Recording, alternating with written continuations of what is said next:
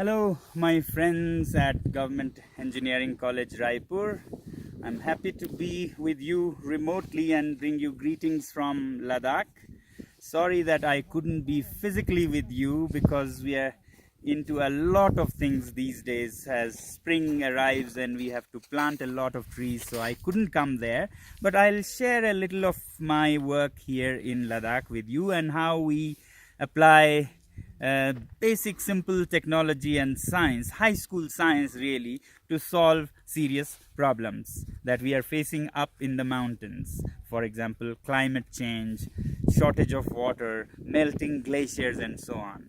In the small video, Next Learning Revolution, you must have seen a little bit about our school and our approach to education, where we do a alternative kind of schooling for students who are otherwise called failures in the conventional system, but then they engage in applying engaged learning to solve problems in their surroundings and become masters of their learnings and do very well in life also. Here I'll share with you one example of application of high school science or maths to solve big problems. In a way, it's good that I'm not there with you because I can bring you alive this example of application of technology and management of technology to solve real problems in people's lives. So I'm standing right now at the ice stupas or artificial glaciers in Ladakh, and you'll see here an example of an artificial glacier called the ice stupa. You can see it's a conical structure of ice that is rising towards the sky. These can be from 6 to 10 stories tall. Right now this one is around 6 stories tall, and together with another it contains roughly 3 million liters of water. Now why water in the shape of ice? It's because we freeze the water that flows wastefully in winter into conical shapes. And you start guessing why conical shapes. There's a very good reason why this shape we have chosen, but before that I'll come to how it is made. Now if you see how this stupa or conical shape of ice is made, that is 5 to 10 stories, it's a very simple process. You'll see some pipes down there. These pipes bring water from the nearby stream, which is higher up in the mountains, not so very high. It's about 70 meters higher head than here. So the pipe is laid in the stream and it's brought underground under this earth that you see, and it comes here. Because it is downstream here and upstream where the inlet is, there is pressure in the pipe. Because as high school science says, water wants to always maintain its level. So the water in the pipe wants to go to the same height as the inlet, which is 70 meters high. So the water has pressure to rise up, and to this pressure we add a fountain. So right now you can't see, but at night this fountain sprays water in the -20 sky, and thereby water loses its heat or latent heat, which is what keeps a liquid, losing which it becomes solid. So as the fountain loses latent heat, it falls down and freezes into a cone naturally. You don't have to do much, but it becomes a natural pyramid of ice. Now why this shape, pyramid? You have to remember that our objective is to keep water from winter.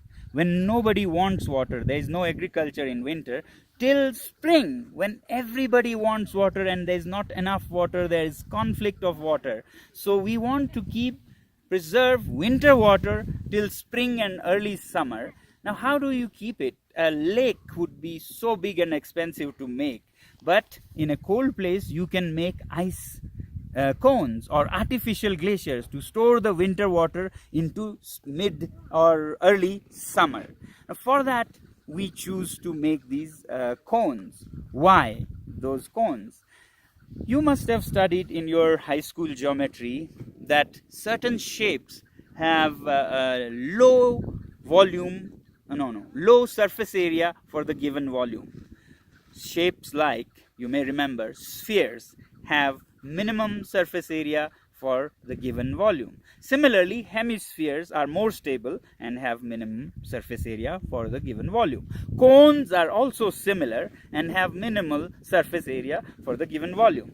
Now you would ask, why surface area are we so bothered about? That's because the sun needs surface area to melt ice, and that is why all the ice on the ground melts away in March already, and farmers cannot benefit from such ice in May, for example. All the ice is gone because there is so much surface area on flat ground that the sun is able to melt all the ice by March. But then we trick the sun by making ice in the shape of a cone. This has minimum surface area, so the sun can't melt it. And it has maximal volume, so the farmers can use it for their farms. Now, sun needs surface area, and we don't give it with the cones.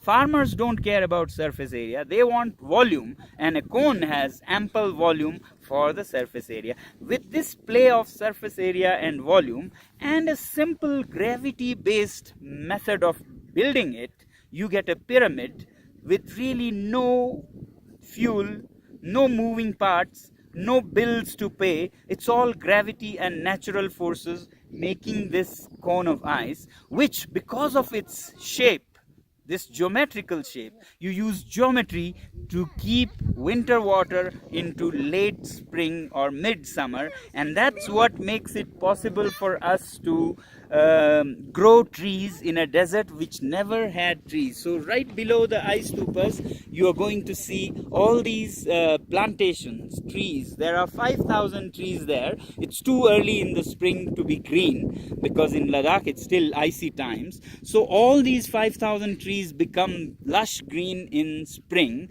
thanks to the ice that keeps water from the winter into midsummer. Now we will be greening the whole desert that you see below. There is a vast desert of some 5 square kilometers. So the idea is to make many of these ice stupas and green the whole desert and create an alternative university that engages young people in applying what they learn in classrooms to solve problems like this. So using one such solution to create many solutions at an university which researches for the mountains and creates solutions like ice stupas. Now if you see beyond the desert, then you see the mountains.